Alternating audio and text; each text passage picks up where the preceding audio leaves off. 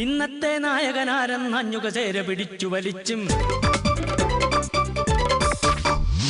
ഇല്ല കളി തമ്മിൽ കുത്തിപ്പോരിന് പോരും പുല്ലാടെ തമ്മിൽ ചൊല്ലിയകന്നും വെല്ലുവിളിച്ചും പിന്നാലെ പോരും പിന്നെയും ഓട്ടിന് ചാട്ടം നാട്ടിന് കോട്ടം മുട്ടിന് കെട്ടിപ്പൊക്കും വീട്ടിന് ചട്ടം നാടകമേ ഉലകം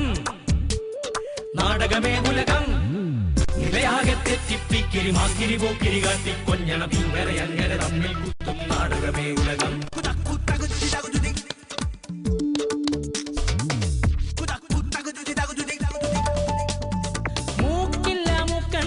വാക്കിനു തൂക്കം നാക്കിനതാക്കം നോക്കിനു തക്കം ദിക്കാകെ തെറ്റി ചായ വളർത്തി മേനി മിനുക്കി പാരാകെ പാടി നടക്കും തന്നുടെ മേനികൾ നാടും വീടും തോടും മേടും കാടും തന്നുടേതാക്കും ചട്ടം നാടകമേ ഉലകം. നമസ്കാരം. ഇന്ത്യയിൽ അതിവേഗം വംശനാശം നേരിടുന്ന ഒരു പാർട്ടിയാണ് CPI. വന്ന് ലോക്സഭയിൽ പാർട്ടിയുടെ പ്രധാനമന്ത്രി പ്രതിപക്ഷ നേതാവ് സ്ഥാനങ്ങളെല്ലാം CN ജയദേവൻ എന്ന ഒറ്റയാളിൽ ഒതുങ്ങിപ്പോയി. CPIയിൽ രണ്ടോ അതിൽ കൂടുതലോ ആളില്ലാത്തതാണ് ഒരു കണക്കിന് നല്ലത്. സഖാക്കൾ കാനം, ദിവാകരൻ എന്നീ 2 പേർ സെക്രട്ടറി ആവാൻ മോഹിച്ചതുകൊണ്ടാണല്ലോ മൂന്നാമതൊരാളെ സെക്രട്ടറി ആക്കേണ്ടി വന്നത്. ബെന്നറ്റിൻ്റെ ചികിത്സയിൽ പാർട്ടി ദുർബലയായ ഗർഭിണിയായപ്പോൾ 3 ഉത്തരവാദികളാണ് പാർട്ടിയിലും സമൂഹത്തിലും തരം താഴ്ത്തപ്പെട്ടത്.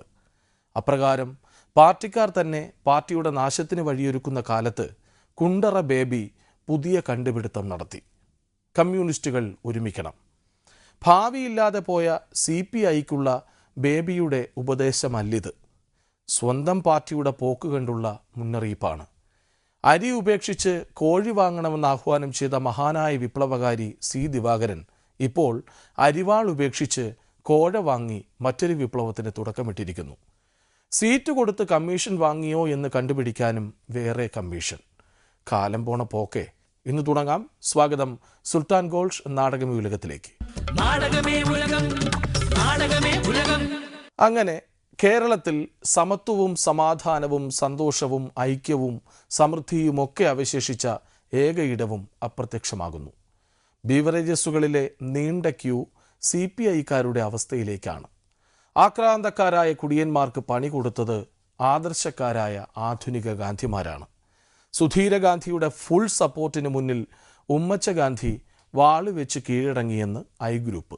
അതല്ല, ഉമ്മച്ച ഗാന്ധി ഇക്കാര്യത്തിൽ പണ്ടേ കടും പിടുത്തക്കാരനായിരുന്നുവെന്ന് A ഗ്രൂപ്പ്. ഏതായാലും Iയും Aയും ചേർത്ത് IA എന്ന് ജനം പറയും മുമ്പേ ബാറിൽ നല്ല ഒരു തീരുമാനം വന്നു. കുടിയന്മാരുടെ പ്രതിഷേധം ഒഴിഞ്ഞ കുപ്പി പോലെയായി.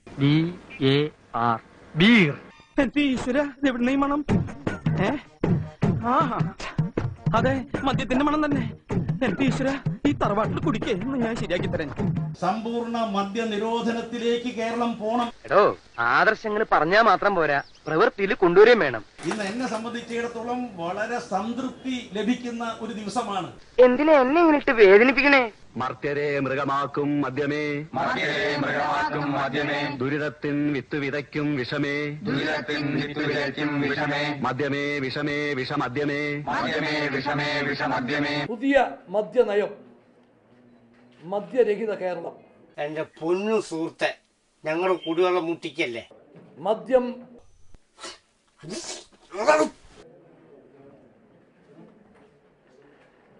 കേരളത്തിന്റെ സാമൂഹ്യ വിപത്തായി തുടരുന്നുവെന്ന് സർക്കാരിന് ബോധ്യമുണ്ട്. ശരി മാന്യ, ഇത് നമ്മുടെ നാടിനെയും കുടുംബങ്ങളെയും വ്യക്തികളെയും പല രീതിയിൽ ബാധിക്കുന്നു. നമ്മുടെ പൈന കൊച്ചു പൈന വായെടുത്ത കൊച്ചുവായി വലിയ വർത്താനം പറഞ്ഞിട്ടുള്ളൂ. കേരളത്തിൽ ഇനി 5 സ്റ്റാർ ഹോട്ടലുകൾ മാത്രം മതി. സ്റ്റാർ ഇന്ന് പൂട്ടിക്കിടക്കുന്ന 418 ബാറുകൾക്കും ഇന്ന് പ്രവർത്തിച്ചുകൊണ്ടിരിക്കുന്ന 312 ബാറുകൾക്കും തുടർന്ന് പ്രവർത്തിക്കാൻ അനുമതി ഉണ്ടാവില്ല. ഹലോ മിസ്റ്റർ പയ്യൻ, നമ്മളെ കഞ്ഞി പാറ്റയില്ല, പ്ലീസ് ഡോണ്ട് ഡിസ്റ്റർബ്. 418 തുറക്കത്തില്ല, 312 തുടർന്ന് പ്രവർത്തിക്കാൻ അനുവദിക്കില്ല. ഞങ്ങൾക്ക് ആരുടെ ഓസ് വേണ്ടേ? 2015 ഏപ്രിൽ 1 ശേഷം കേരളത്തിൽ 5 സ്റ്റാർ ഹോട്ടലുകൾ ബാറുകൾ മാത്രമേ കാണുകയുള്ളൂ. 5 സ്റ്റാറും 4 സ്റ്റാറും എൻ്റെ പൊന്നു സുഹൃത്തെ, എനിക്ക് 5 സ്റ്റാറും 4 സ്റ്റാറും ഒന്നും വേണ്ട. ദേ 2 വിട്ടിട്ടേ പറമ്പിൽ പോയി മരം നേർന്ന് മേലോട്ട് നോക്കിയാൽ ലക്ഷക്കണക്കിന് സ്റ്റാറുകളെ കാണാൻ പറ്റും. ബിവറേജസ് കോർപ്പറേഷന്റെ ഔട്ട്ലെറ്റുകൾ പുതിയതായി തുടങ്ങില്ല. ഭയങ്കര സെറ്റപ്പാ, മാന്യനാണെന്ന വിചാരം. ഇനി ഓരോ വർഷവും 10% ഔട്ട്ലെറ്റുകൾ നിർത്തലാക്കുന്നത്.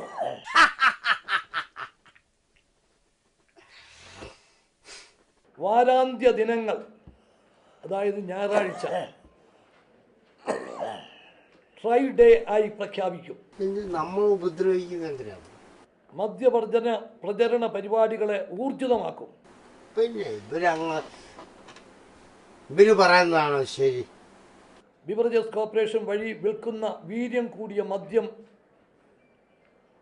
കുറച്ചു കൊണ്ടുവരാൻ ശ്രമിക്കും. ആര് പറഞ്ഞു? അല്ല, അങ്ങനെ പറഞ്ഞ എന്താ? അങ്ങനെ പറയേണ്ട കാര്യമില്ല ഇവിടെ. കള്ളിജത്ത് വ്യവസായത്തെ സംരക്ഷിക്കും. അങ്ങനെ പറ. That's the right point.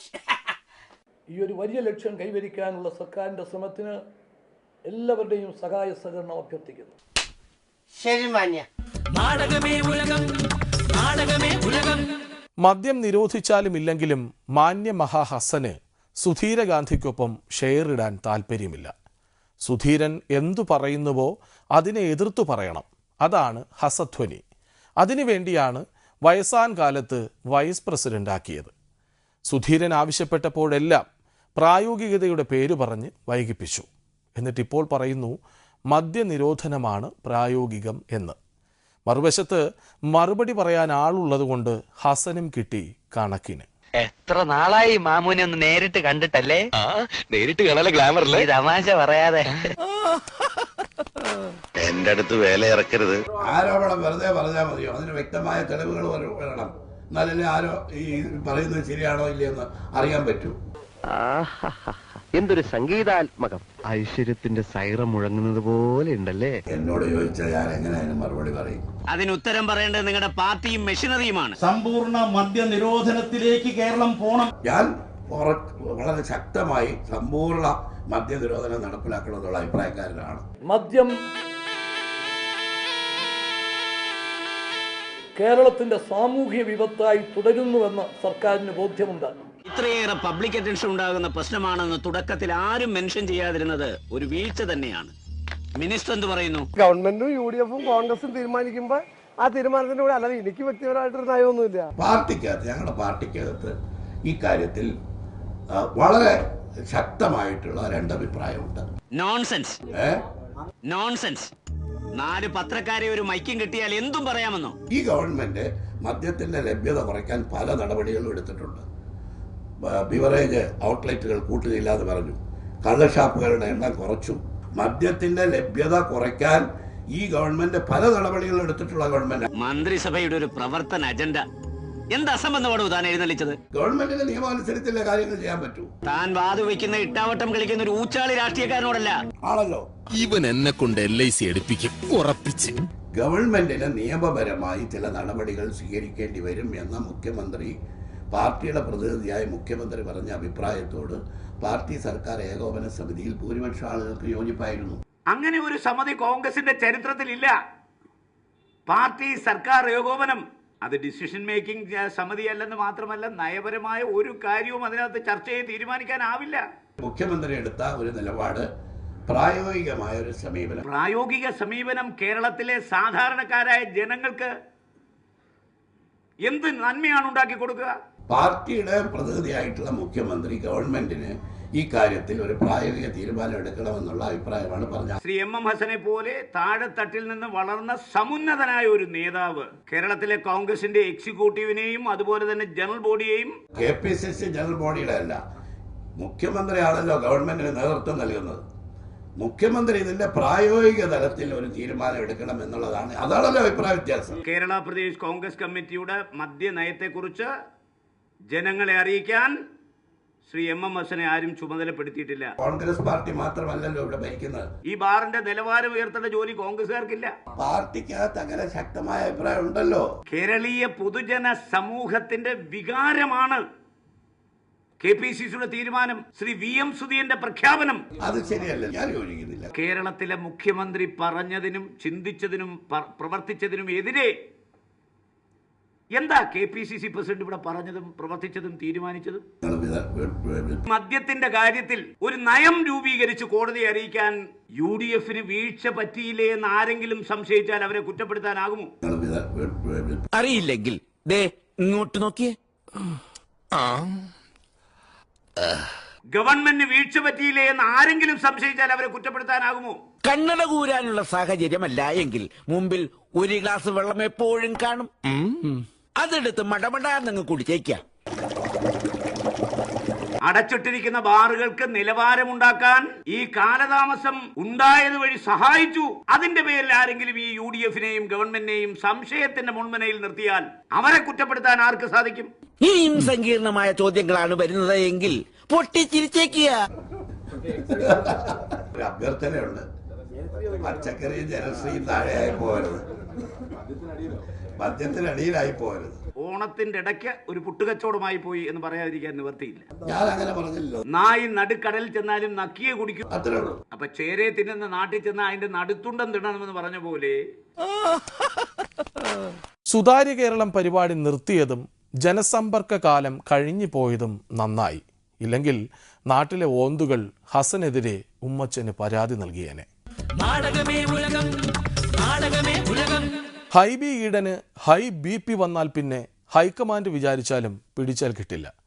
കച്ചകെട്ടി വരുന്നവനെയും കച്ചവടക്കാരനെയും ഒരുപോലെ നേരിടുന്ന കച്ചട സ്വഭാവമാണ് യൂത്ത് കോൺഗ്രസിലൂടെ വന്ന് മൂത്തു തുടങ്ങിയ ഹൈബിക്ക്. ഹൈബിയും ആലപ്പാട്ട് സണ്ണിയും ഏറ്റുമുട്ടിയപ്പോൾ വിജയമാർക്കെന്ന് പറയുക അസാധ്യം. ഹൈബി ലോബി ആയോ എന്ന് കണ്ടു തീരുമാനിക്കുക.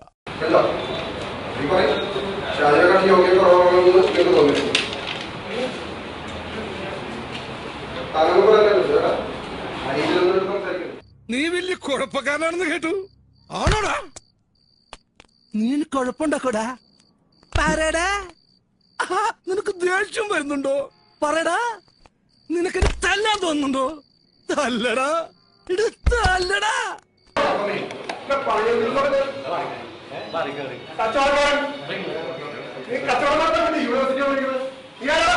സാറാണാനാണാവോ? സാറാണാനാണാവോ?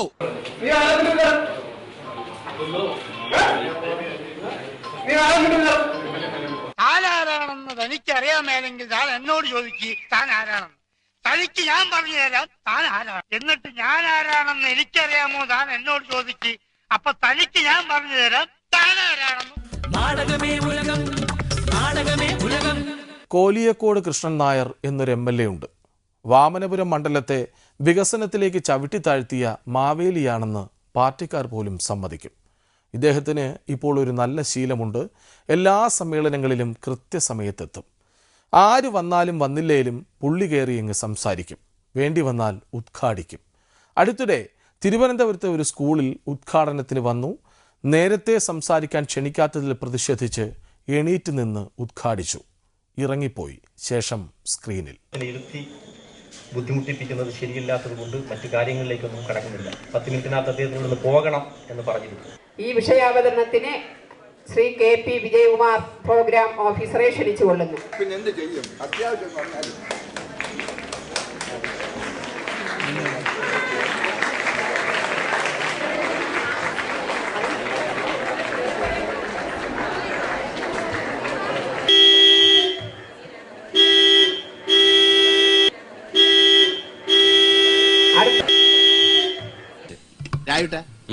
ഇനി ഒന്നുമില്ലല്ലോ പറയാനെ കൊണ്ട്. ഒന്നുമില്ല, പോവാ. അങ്ങനെ പോവല്ലേ? അപ്പം കോൺഗ്രസ് പിരിച്ചുവിട്ടിരിക്കുന്നത് പോയി പോയി പോയി പോയി. മദ്യം നിരോധിച്ചാൽ വീഞ്ഞും നിരോധിക്കണമെന്നാണ് വെള്ളാപ്പള്ളി വെളിച്ചപ്പാടിന്റെ വെളിപാട്. സിറോ മലബാർ സഭയിലെ ബാർ എടുത്തുമാറ്റി സിറോ മലസഭ എന്ന് വിളിക്കണം എന്നാവശ്യപ്പെടാത്തത് മഹാഭാഗ്യം. പുതിയ മദ്യനയം പ്രഖ്യാപിച്ചതോടെ പാർട്ടി പരിപാടികളിൽ ആളെ കൂട്ടാൻ ഭാവിയിൽ ഏതുതരം കുടിവെള്ളം ഉപയോഗിക്കുമെന്ന ആശങ്കയിലാവും എല്ലാ പാർട്ടികളും. കുത്തക കോളകൾ ഉപയോഗിക്കാൻ പാടില്ലാത്തതുകൊണ്ട് CPM പുതിയ മാർഗം ഉടനടി കണ്ടുപിടിച്ചു. തെരഞ്ഞെടുപ്പ് പ്രവർത്തനങ്ങൾക്കായി 500,000 പേരെ ശമ്പളം കൊടുത്ത് റിക്രൂട്ട് ചെയ്യുക. പണം കൊടുത്താൽ കുടിവെള്ളം വാങ്ങൽ അവരുടെ ഉത്തരവാദിത്വമാകുമല്ലോ. 10 മാസത്തേക്കാണ് റിക്രൂട്ട്മെൻറ്റ്. മാസം 10 തികയും മുമ്പേ ക്രിസ്റ്റി ഫെർണാണ്ടസിലൂടെ പാർട്ടിക്കുണ്ടായ അവിഹിത ഗർഭം പുറം ലോകം കാണാതിരിക്കട്ടെ എന്ന് ആശംസിച്ച് ഇന്ന് വിടവാങ്ങുന്നു. ഇനി അടുത്ത ആഴ്ച കാണാം. നമസ്കാരം. ഇന്നത്തെ നായകനാരെന്നഞ്ഞുക ചേര പിടിച്ചു വലിച്ചും ഇല്ല കളി ഈ കളി തമ്മിൽ കുത്തിപ്പോരിന് പോരും പുല്ലാണേ തമ്മിൽ ചൊല്ലിയകന്നും വെല്ലുവിളിച്ചും പിന്നാലെ പോരും പിന്നെ ഓട്ടിന് ചാട്ടം നാട്ടിന് കോട്ടം മുട്ടിന് കെട്ടിപ്പൊക്കും വീട്ടിന് ചട്ടം നാടകമേ ഉലകം നിലയാകെ തെറ്റിപ്പിക്കിരി മാക്കിരി പോക്കിരി കാട്ടി കൊഞ്ഞണം ഇങ്ങനെ അങ്ങനെ തമ്മിൽ കുത്തും നാടകമേ ഉലകം.